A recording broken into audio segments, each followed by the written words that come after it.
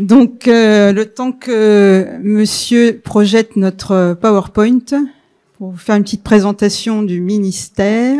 Alors, nous, on représente le ministère du Travail, de la Santé, des Solidarités et des Familles. Voilà.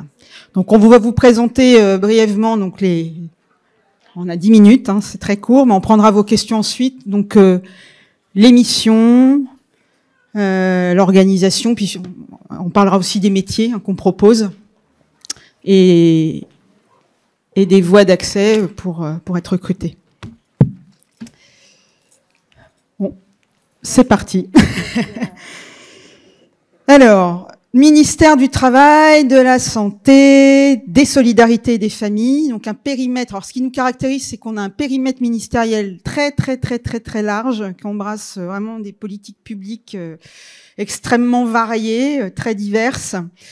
Mais on va dire un peu le fil rouge un peu de nos politiques publiques, c'est qu'on est dans le quotidien des citoyens de la naissance à la mort, hein, je dirais. Hein, et sur des choses, je dirais sur des volets très importants.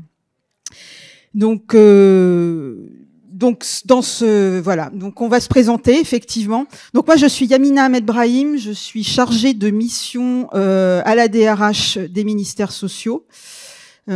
On s'appelle nous en interne les ministères sociaux parce qu'on a voilà, mais c'est le ministère du Travail, de la Santé, de la Solidarité et des Familles. Voilà, donc je suis chargée de mission recrutement et je travaille avec Marcel, ma collègue. Merci. Alors bonjour, donc Marcel Roger, je suis pour ma part en charge de l'attractivité de la marque employeur du ministère. Donc mon rôle, ça va être un petit peu de valoriser le ministère, donc ce que je fais là, j'espère que ça vous plaira, et de communiquer en fait sur ce qu'on propose nous au sein du ministère, à la fois en termes d'emploi, à la fois en termes de valeurs, de mission, qu'est-ce qu'on porte. Donc c'est ce qu'on va vous présenter aujourd'hui avec Yamina. On a chacune le nôtre. Alors, on va peut-être, voilà. Donc un ministère, donc comme je vous le disais, un périmètre ministériel très large avec des missions, donc sur 4 grands champs, hein, travail, santé, solidarité, famille. Alors parfois, solidarité, famille, c'est parfois fusionné en fonction des mandatures.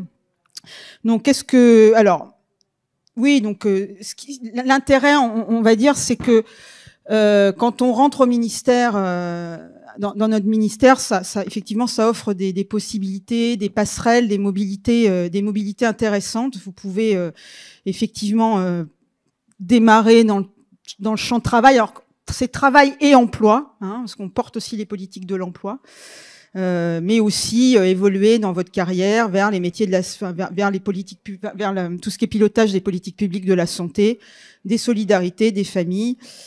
Voilà, donc je pense qu'on va passer cette slide.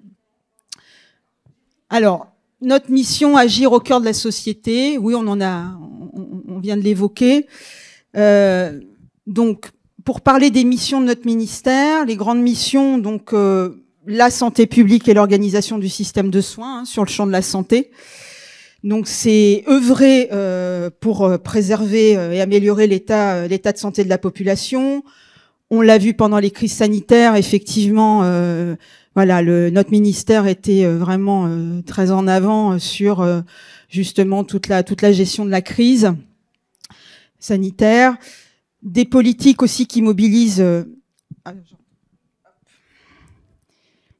oui, qui ont aussi pour objectif de faire en sorte qu'il y a un accès aux soins égal sur tout le territoire, protéger contre les menaces sanitaires, garantir un accès équitable au système de soins, voilà, je viens d'en parler, préserver, améliorer l'état de santé de la population. On le verra, donc la déclinaison le pilotage de ces politiques publiques se fait surtout dans ce qui s'appelle au sein des ARS. On y reviendra tout à l'heure, les agences régionales de santé, qui sont des établissements dont on a la tutelle et qui portent ces politiques publiques au niveau régional. On va passer cette slide-là. Alors, le domaine du travail et de l'emploi, bon, tout le monde a dû entendre parler de l'inspection du travail. Donc, voilà, donc le ministère qui a la tutelle de l'inspection du travail, eh bien, c'est le nôtre. Donc oui, donc l'inspection du travail a notamment pour objectif d'améliorer les conditions de travail et les relations sociales en entreprise par le système d'inspection du travail avec les inspecteurs du travail, mais donc assurer l'application des règles de droit des conventions collectives et du code du travail en entreprise. Alors il y a aussi la partie emploi. Et là, sur l'emploi, il y a une myriade de politiques publiques que le ministère porte, notamment sur l'insertion des publics vulnérables, des personnes en situation de handicap, des personnes qui demandeuses d'emploi à longue durée, l'emploi des seniors. On peut parler aussi de l'apprentissage. Il y a toute une myriade de politiques publiques aussi qui sont portées par notre ministère sur le champ de l'emploi. On lutte aussi évidemment par le biais à la fois sur ces deux champs, mais aussi sur le champ solidarité, on lutte contre les discriminations et les inégalités. Et puis, il y a aussi tout le volet en direction régionale du soutien des entreprises en difficulté. Là, sur ce champ travail-emploi, enfin, l'acronyme qu'il faudra retenir, et c'est les politiques publiques, ces politiques publiques-là sont portées dans les territoires, dans les DETS, Direction départementale de l'emploi, du travail et des solidarités. Donc ça, c'est l'échelon départemental. Et au-dessus, on a les DRETS, Direction régionale des entreprises, du travail et des solidarités. Donc nous, en Ile-de-France, c'est la DRIETS Ile-de-France. Voilà, c'est la structure qui porte ces politiques publiques-là. DRIETS, D-R-I-E-E-T-S. Si vous avez un jour à envoyer une candidature ou à repérer l'organisme qui serait susceptible de vous proposer un poste, voilà, la DRIETS. On va passer l'autre slide. Vas-y, Marcel. Donc, sur le troisième domaine, donc ça va être vraiment le domaine des solidarités et des familles. Donc là, ça va être des politiques qui visent à améliorer la vie quotidienne des personnes en situation de précarité. Ça peut être aussi tout ce qui concerne l'enfance, le domaine de l'enfance, des familles, des personnes âgées, les aides à l'autonomie notamment, les personnes en situation de handicap. Les thématiques, ça va vraiment être des actions concrètes qui vont être portées par les directions qui se retrouvent sous ce champ pour accompagner à la fois la qualité des accompagnements, donc dans les différents services qui proposent, qui mènent en fait les politiques à destination de ces publics, et aussi revaloriser les métiers du social et du médico-social. Ça, c'est vraiment quelque chose. Donc, c'est là renforcer l'attractivité des métiers du social et médico-social. C'est quelque chose qui est vraiment porté par le ministère des Solidarités. Et la lutte contre les violences faites aux femmes et la culture de l'égalité. Donc là, ça va vraiment être les thématiques principales des politiques qui sont portées sur ce champ. Alors là, comme ça, quand on le présente, c'est vrai que ça fait, on se demande, ok, donc derrière tous ces, voilà, vous avez telle politique, mais concrètement, comment est-ce qu'on les voit nous? Qu'est-ce que ça donne dans la vie des Français? On va voir ça tout de suite. On va vous donner vraiment des cas concrets. On vous a fait une petite revue de presse. Donc, on a un ministère au cœur de l'actualité. Donc là, c'est vraiment des thématiques que tout un chacun en fait peut connaître. On a là tout en haut un jeune, une solution. Peut-être que certains d'entre vous connaissent la plateforme qui offre justement des opportunités d'emploi pour les jeunes. Ça peut être des services civiques, ça peut être des stages. C'est une plateforme qui est portée par la DGEFP, donc qui s'inscrit dans le champ travail-emploi que Yamina a présenté plus tôt, et qui là récemment a lancé des emplois en Europe pour les jeunes. Donc voilà, pour ceux qui rentrent dans la catégorie, n'hésitez pas à aller sur un jeune une solution pour trouver des opportunités en Europe, par exemple. Les 50 ans de la loi Veil autorisant l'IVG, c'est le ministère de la Santé. Simone Veil qu'on ne présentera plus. On a fêté les 50 ans cette année, donc ça pareil, c'est vraiment des thématiques qui sont portées aussi par la DGS, notamment la Direction Générale de la Santé au sein du ministère de la Santé. Le budget de la Sécurité Sociale, ça c'est la DSS, c'est au sein de notre ministère, la Direction de la Sécurité Sociale qui porte en fait chaque année le budget de la Sécurité Sociale. Et cette année, bon, je pense que voilà, pour ceux qui suivent l'actualité, cette année c'était un peu périlleux avec les remaniements multiples. Donc voilà, donc nos collègues de la DSS ont dû aller maintes fois à l'Assemblée nationale pour défendre un peu le budget qu'ils proposaient pour la sécurité sociale. Et une fois que ça a été adopté, je pense que c'était peut-être en janvier, ils étaient bien contents parce que généralement au premier, enfin voilà, un peu après septembre, ils en ont fini, et cette année c'était un peu plus périlleux que d'habitude. On a la création récemment d'un haut commissariat à l'enfance. Vous en avez peut-être entendu parler, avec tous les débats, tous les signalements qu'il y a eu concernant notamment l'aide sociale à l'enfance. Et voilà. Et le gouvernement a souhaité vraiment faire de cette cause une cause nationale, et donc a créé récemment un commissariat à l'enfance avec Madame El Khomri, si je ne dis pas de bêtises, comme secrétaire générale. Mayotte, on a eu récemment donc une vague une épidémie, une stratégie développée en épidémiologie contre le choléra, et ça c'est porté par les agences régionales de santé dont ma collègue parlait tout à l'heure, qui vraiment au niveau d'une région vont mettre en œuvre les politiques de santé. Donc quand on est face à certaines situations, ils réagissent directement en fonction des territoires, en fonction des spécificités vraiment des territoires. Par exemple, en Île-de-France, l'Agence régionale de santé, elle s'occupe notamment de tout ce qui va être pollution de l'air, puisque c'est vraiment quelque chose de spécifique, la pollution aussi des espaces verts, etc., dans la région Île-de-France. Et en fonction des territoires, c'est vraiment adapté. Et peut-être Yamina, non, ok. Le rapport IGAS sur la gestion des EHPAD du groupe Orpea, c'était il y a quelques temps, mais vous en avez peut-être entendu parler aussi. L'IGAS, qui est une entité du ministère, à la fois du ministère de la Santé et des Solidarités, et qui produit des rapports qui sont d'ailleurs très détaillés, qui fait des enquêtes sur plusieurs thématiques. Vous pouvez les retrouver sur leur site. Et donc, il y a quelques temps, qui a sorti justement ce rapport sur la gestion du groupe Orpea. Ça a eu un retentissement assez notable dans le champ médiatique. Et cette publicité, alors peut-être pour ceux d'entre vous qui regardent souvent des vidéos sur YouTube, peut-être que vous l'avez déjà vu, peut-être même que vous l'avez vu à la télé. Cette vidéo un peu assez touchante, un peu difficile à regarder pour certains, sur les violences sexuelles sur les enfants. Donc ce sont des thématiques qui sont portées par le ministère des Solidarités, et c'est une vidéo qui a été produite par notre délégation de la communication. Donc des vidéos comme ça, on en voit souvent, et voilà. Donc là, vraiment concrètement, vous voyez un petit peu de façon un peu plus concrète comment est-ce que nos politiques se déclinent en action au plus près des citoyens. Est-ce que vous avez des réactions peut-être par rapport à ça, des questions avant qu'on continue? Non, très bien. Oui.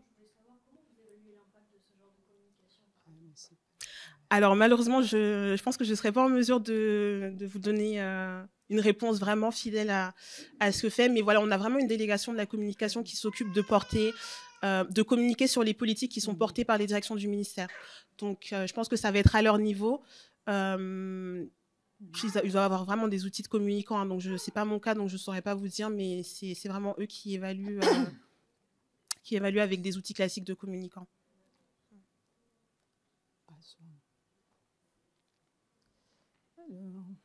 Alors, pourquoi nous rejoindre? Parce que nous rejoindre, je pense que vous m'entendez aussi bien quand je parle sans micro, finalement. Je ne vais pas m'embêter. Pardon? Ah, d'accord. Ah. Bon, je vais parler dans le micro quand même, alors. Donc, en fait, nous, on est vraiment, comme vous le voyez, au plus près des citoyens. On dit souvent qu'on est de la naissance au grand âge. Pourquoi? Parce qu'on a à la fois des politiques concernant la petite enfance, la grossesse, etc., la maternité, mais aussi des politiques sur l'autonomie, la gestion des personnes âgées. Donc, c'est vraiment, on accompagne le citoyen tout au long de la vie.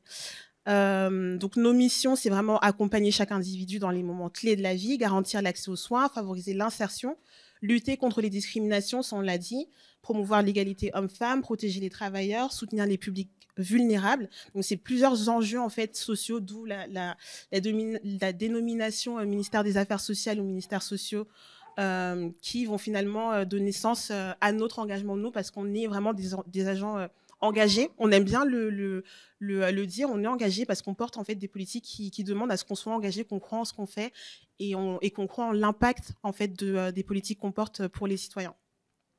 Au sein du ministère, on va avoir une politique aussi de promotion de la diversité. Donc ça, c'est en interne. Pour nous, les agents, on souhaite promouvoir notamment l'égalité entre les femmes et les hommes. On a un engagement en fait de promotion de la diversité, de lutte contre les discriminations, qui vise à garantir un environnement de travail respectueux, inclusif et performant, où chacun peut s'épanouir. Donc ce sont là, vous voyez un petit peu des thématiques qui sont portées. on essaie d'être une administration dans laquelle il fait bon vivre quand on est agent, voilà, que les gens viennent quand même avec un sourire le matin et en étant convaincus de ce qu'ils font.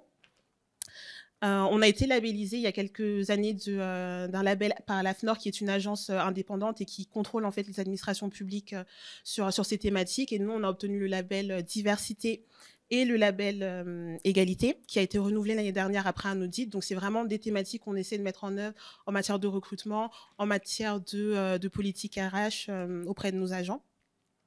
Et on a signé également en 2024 une charte d'engagement LGBT+, avec l'autre cercle, qui renforce aussi cette dynamique de promotion de la diversité au sein de nos effectifs. Alors, notre politique de diversité, elle s'articule autour de plusieurs points, vous voyez là. Donc, l'égalité entre les femmes et les hommes. Donc, on a des actions concrètes, hein. En fait, c'est la promotion de la parentalité, par exemple. Ça peut être l'égalité salariale, la lutte contre les agissements sexistes et une meilleure représentation aussi dans l'encadrement des femmes. On est, il faut le dire, un ministère assez féminisé. On a pas mal de femmes en position de direction. Moi, pour ma part, ma chef est une femme, sa chef est une femme, mais notre directrice est également une femme. Donc, on est loin en fait des ministères où quand on est une femme, on a l'impression qu'il y a un plafond de verre. Alors, le plafond de verre, il existe, hein, mais on est quand même un ministère assez féminisé, donc avec des carrières très belles quand on est une femme, quand on rejoint ce ministère. L'inclusion des personnes en situation de handicap, c'est aussi quelque chose qu'on porte, nous. On a au sein de la DRH un référent national handicap avec des référents handicap dans chaque direction pour vraiment s'assurer que tous les collègues qui sont en situation de handicap puissent avoir un accompagnement, un aménagement de leur poste de travail et des mesures de compensation. Je pense qu'on fait partie des administrations en fait qui ont le taux d'employabilité des travailleurs handicapés le plus élevé. C'est quelque chose auquel on veille en fait chaque année au niveau de la direction des ressources humaines. La reconnaissance et la valorisation des différences, donc qu'elles soient culturelles, sociales, géographiques, à travers le respect des 25 critères de la diversité que vous connaissez peut-être, je ne vais pas les énumérer là, mais voilà, on veille vraiment aussi à tout ça. Et un management fondé sur l'égalité de traitement, donc qui garantit une meilleure qualité de vie au travail et une performance collective durable, puisqu'on croit en fait qu'on se nourrit de la diversité des profils qu'on retrouve au sein du ministère, et ça nous permet de porter au mieux les politiques qu'on déploie. Alors, nos métiers, donc un peu comme dans tous les ministères, on retrouve un peu les mêmes métiers dans beaucoup de ministères, hein. On propose évidemment des postes sur le champ de la communication, de l'informatique. Bon, là, vous avez toute la liste qui est dressée, là, juridique, analyse de données, conseil en ressources humaines, finance, comptabilité, gestion, etc. Donc, on propose évidemment ces métiers transverses, mais on a aussi des métiers très spécifiques parce qu'on a des politiques publiques très spécifiques.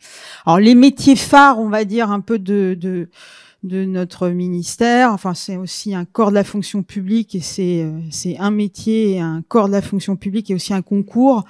Donc il y a le poste d'inspecteur de l'action sanitaire et sociale et le poste d'inspecteur du travail. C'est, on va dire, les deux gros concours qui sont organisés chez nous. Alors il y a d'autres métiers on recrute aussi des pharmaciens, des santé publique, des pharmaciens en santé publique, des médecins inspecteurs de santé publique, des ingénieurs sanitaires, des ingénieurs environnementaux, des techniciens sanitaires et de sécurité sanitaire. Alors c'est un poste qui est peu connu, c'est un poste qui est accessible par concours. C'est un concours de catégorie B. Typiquement, c'est ceux qui font les prélèvements pour vérifier la qualité de l'eau. Donc, on travaille, quand on est technicien sanitaire et de sécurité sanitaire, on travaille en ARS surtout. Voilà. Mais c'est que les métiers phares les grosses promotions et les grands corps de notre ministère, ce sont les IAS, les inspecteurs de l'action sanitaire et sociale, et les inspecteurs du travail. Voilà. Alors, on est au stand 33. Vous pouvez vraiment échanger avec nous. En plus, il y a des inspecteurs de l'action sanitaire et sociale qui sont des ambassadeurs du métier qui peuvent vous donner plein d'informations sur ce métier. Donc, en gros, c'est l'inspecteur de l'action sanitaire et sociale peut travailler en ARS. On en a parlé tout à l'heure, en agence régionale de santé ou en DRETS, alors DRIETS en Île-de-France, ou en direction, donc plutôt côté solidarité ou côté santé. soit sur du contrôle, donc contrôler des établissements médico-sociaux, contrôler des établissements aussi de santé, mais aussi, ils peuvent aussi piloter des politiques publiques. On peut être chargé de mission handicap, par exemple, en ARS, en étant inspecteur de l'action sanitaire et sociale. Et puis, il y a le métier d'inspecteur du travail, donc, je vous en ai parlé un petit peu tout à l'heure, donc des agents qui veillent au respect de la réglementation dans les entreprises. Donc, alors, eux travaillent en DETS, en direction départementale, DDETS, en direction départementale de l'emploi, du travail et des solidarités. Et voilà, un métier à la fois très rédactionnel, très juridique, hein. Mais bon, je tiens à le dire, pas besoin d'être juriste pour être inspecteur du travail, mais ça je vous raconterai ça au stand 33. Et un métier très relationnel aussi, où il y a, voilà, où vous accompagnez des salariés, des représentants du personnel, et vous favorisez le dialogue social dans l'entreprise. Voilà. Donc, les voies de recrutement sont multiples chez nous. Un petit peu comme pour tous les ministères, si vous avez vu des offres d'emploi sur le site Choisir le service public, sauf cas contraire ou sauf mention contraire, elles sont toutes ouvertes par la voie contractuelle, hein. Vous pouvez postuler pour être éventuellement recruté en CDD. Vous pouvez, alors nos directions, parce qu'on a beaucoup de directions, on a fait un peu l'impasse sur toute l'organisation. On va pas, voilà, c'est très compliqué, mais il y a les directions d'administration centrale, les DETS, les ARS, on a beaucoup d'organismes sous tutelle, mais oui, donc donc par voie de concours aussi, vous pouvez être recruté par voie de concours. Préparer les concours, donc il y a des concours de catégorie A, B.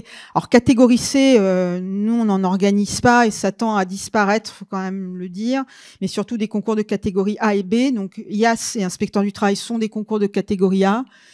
Voilà, les techniciens sanitaires, c'est un concours de catégorie B. Donc vous pouvez être aussi recruté par la voie de l'apprentissage si vous faites le choix de valider un diplôme, un titre professionnel. Par l'alternance, vous pouvez aussi aller sur pass.gouv.fr et candidater au sein de nos directions. CDD, CDI, on en a parlé, des stages. Et puis, alors je ne sais pas s'il y a des agents publics dans la salle, mais une info qui est intéressante à connaître, c'est que quand on est un fonctionnaire de catégorie A, on peut rejoindre le métier d'inspecteur du travail ou le métier d'inspecteur de l'action sanitaire et sociale sans concours. On est un des rares ministères à avoir initié des campagnes de recrutement par la voie du détachement. Donc, sont devenus. Alors cette année, c'est vrai qu'il n'y avait pas de campagne de recrutement, par exemple, d'inspecteur du travail ou d'inspecteur de l'action sanitaire et sociale par la voie du détachement, mais l'année prochaine, il risque d'y en avoir. Voilà, vous pouvez être en alerte dès le mois de janvier, février, regarder sur le site internet du ministère et voir et consulter les postes qui seront ouverts, ou même nous contacter pour avoir plus d'informations. Là, on aura des informations sur ces campagnes par la voie du détachement premier trimestre 2026. Voilà. Et alors les implantations, je vous en ai parlé. Donc nous, on a 2 grands bâtiments, enfin toute l'administration du ministère du Travail, de la Santé, des Solidarités, donc est basée Paris 15e et Paris 7e. On a toutes nos directions d'administration centrale. On parlait de la direction de la communication. On a une direction de la communication, une direction générale du travail, une direction générale de l'offre de soins, une direction générale de la santé. Voilà, toutes ces grandes directions nationales qui pilotent depuis Paris les politiques publiques que l'on porte sont... Donc les agents sont situés à 2 adresses, en fait. Une est dans le 15e, l'autre est dans le 7e. Aussi Montrouge, on a effectivement le numérique, notre direction du numérique qui est à Montrouge, parce qu'on recrute aussi des informaticiens. Voilà. Et après, au plus près des usagers, on a des directions régionales et des directions départementales. Alors avec des acronymes, alors ça peut vous aider parfois pour bien sélectionner les mots-clés quand vous faites vos recherches sur le site Choisir le service public. Donc nous, en Île-de-France, alors DREETS, D-R-E-E-T-S, donc c'est l'échelon régional dans toutes les régions. Alors, en Île-de-France, il y a un I, DRIETS, Île-de-France.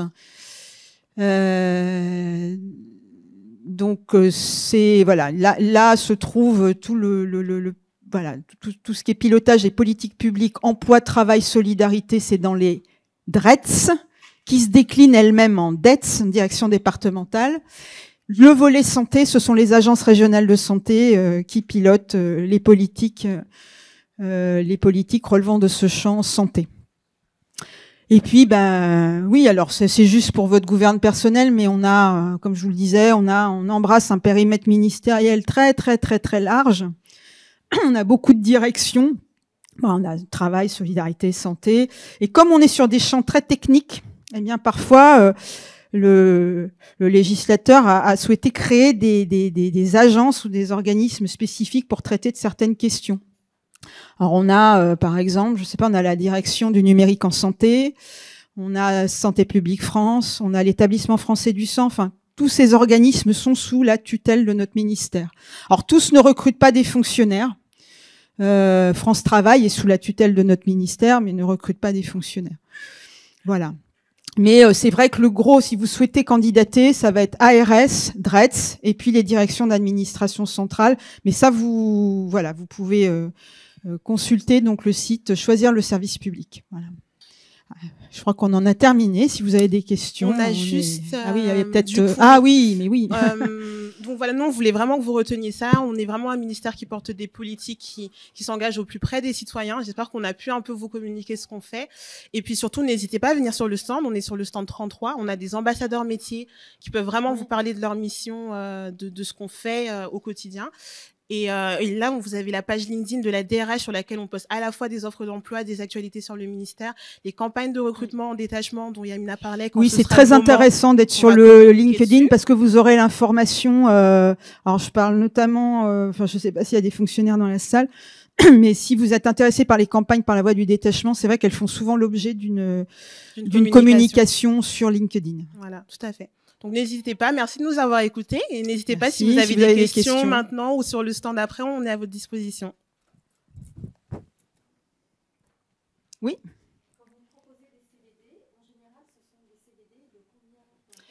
Alors ça dépend vraiment des directions. Je vais avoir du mal à parler à la place des directions parce qu'on a notamment sur des postes de catégorie B. Alors là, je parle un peu à la place des services des directions départementales ou directions régionales. Il n'est pas rare qu'on a pour remplacer un agent absent, ça va être le temps que l'agent est absent. On a parfois des contrats même d'été sur des postes. Alors moi, je pense en direction départementale, des postes qui s'appellent des postes assistants de contrôle. On peut recruter en CDD sur ce type de poste. Alors, assistant de contrôle, en fait, c'est faire tout le secrétariat pour une unité de contrôle d'inspecteur du travail, par exemple, où vous recevez les appels des salariés, vous prenez les rendez-vous, enfin voilà.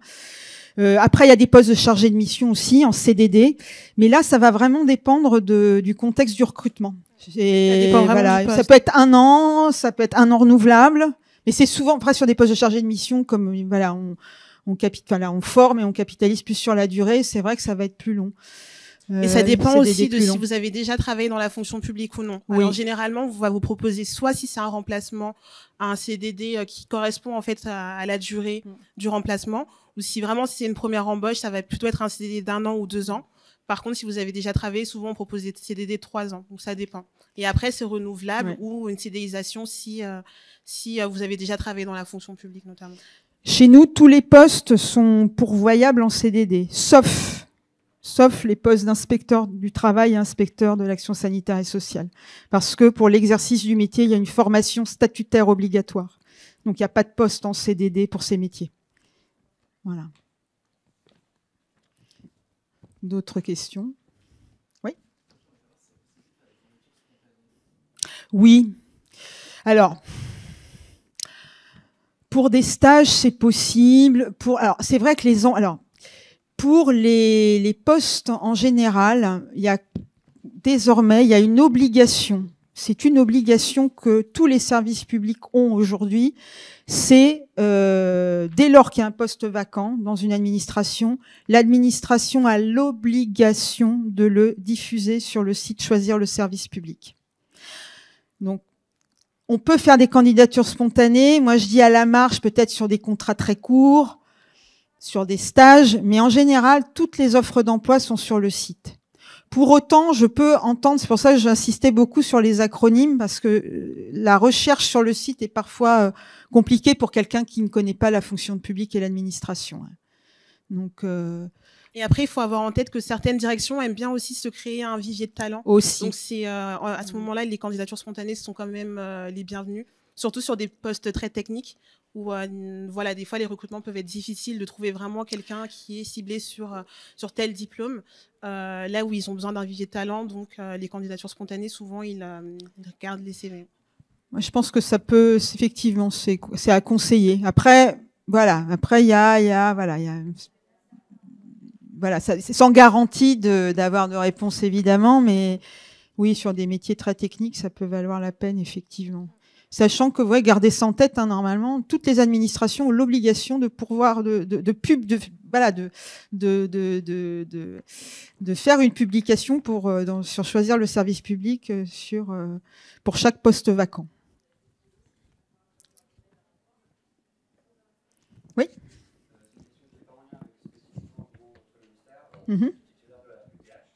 Ouais.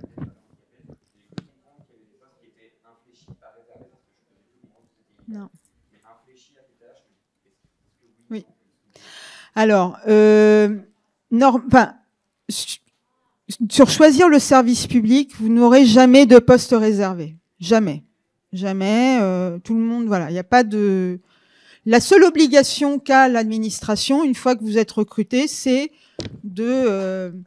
on appelle ça l'aménagement raisonnable de l'offre du poste, quoi. Il y a une obligation d'aménager le poste. Voilà. Et par contre, sur les compétences, l'entretien, voilà, tout le monde est mis au...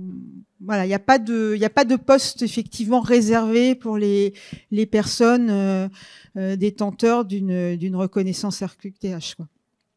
Par contre, pour des recrutements sur le long terme, donc il y a la voie du concours, interne-externe, 3e concours. Je pense que vous devez savoir à peu près à quoi ça fait référence. Mais il y a aussi la voie contractuelle. Et là, c'est une voie spécifique qui permet une voie spécifique pour les personnes bénéficiaires, ce qu'on appelle bénéficiaires de l'obligation d'emploi. D'ailleurs, ça ne concerne pas que les personnes détenteurs de la RQTH, mais d'autres personnes aussi. Donc, moi, je vous invite à regarder vraiment les postes... les recrutements par la voie contractuelle. Et après, c'est vrai que sur Choisir le service public, il n'y a aucun poste fléché. Non, ça, vous le trouverez jamais. Ça, c'est même pas légal, je crois. Ouais.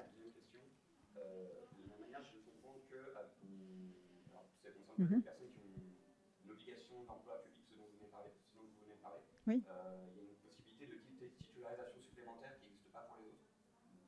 Alors après, oui, il y a des voies de titularisation, des voies enfin là on va rentrer dans des choses très très spécifiques, mais il y a des possibilités dérogatoires de rentrer dans la fonction publique. Les militaires et anciens militaires sous agrément ont un accès à la fonction publique sans concours. Bon, ça reste extrêmement c'est très à la marge, hein. Il y a aussi des gens qui sont il y a d'autres aussi voilà, des personnes qui sont citées dans le code des pensions d'invalides de guerre, etc. Enfin, bon, on va pas, voilà. Là, c'est vraiment des recrutements dérogatoires. Bon, là, moi, je parle vraiment pour le grand public. Retenez de toute façon la voie des concours. La voie contractuelle pour les personnes bénéficiaires de l'obligation d'emploi, dont les personnes reconnues travailleurs handicapés. Donc, nous, voilà, pour tous nos concours, ces voies-là sont ouvertes. Sachez qu'aussi... de plus en plus, alors encore sur le stand tout à l'heure, il y a quelqu'un qui me disait « Ah oui, mais le concours d'inspecteur du travail, mais c'est l'horreur, c'est compliqué. » Non, les concours se sont beaucoup, beaucoup simplifiés depuis 10 ans. Le maître mot du ministère de la fonction publique, c'est justement ouvrir, voilà, faciliter l'accès, il y a moins d'épreuves, c'est plus professionnalisant. Donc, ça vaut le coup d'aller revoir un peu ce qui se fait, de regarder vraiment les épreuves, parce que ce sont plus les mêmes qu'il y a 20 ans, hein. Ça c'est sûr. Il y a moins d'épreuves aussi. Moi, le message que j'ai aussi à adresser, notamment aux jeunes diplômés qui n'ont pas forcément fait d'études de droit, parce que nous, on propose, alors je pense au métier d'inspecteur du travail, mais voilà, ce sont des compétences qui se récupèrent. Il n'y a pas besoin d'être juriste pour passer les concours voilà, que nous proposons. Alors, je parle des grands concours, inspecteur du travail, inspecteur de l'action sanitaire et sociale notamment. Voilà, moi, j'en suis la preuve vivante. Je n'ai pas fait d'études de droit, je suis devenue inspectrice du travail pendant quelques années. Donc, voilà. Donc, voilà. Et n'hésitez pas à venir vous renseigner sur les métiers, sur ce qu'ils recouvrent, sur leurs modalités d'accès. On peut vous donner des informations plus en détail sur le stand. Voilà, moi, je pourrais vous renseigner vraiment très bien sur le métier d'inspecteur du travail. On a des collègues inspecteurs d'action sanitaire et sociale. Et sachez qu'on peut aussi rejoindre notre ministère en étant, enfin, quand on a réussi aussi le concours d'attaché d'administration de l'État, les instituts régionaux d'administration. On a beaucoup de collègues aussi qui viennent, qui rejoignent notre ministère par cette voie. Et on a des offres pour ceux qui demandaient tout à l'heure en CDD, CDI. On a des stages, des alternances, donc venez les consulter sur notre site, sur notre stand, le stand 33. Voilà, on vous attend. Merci.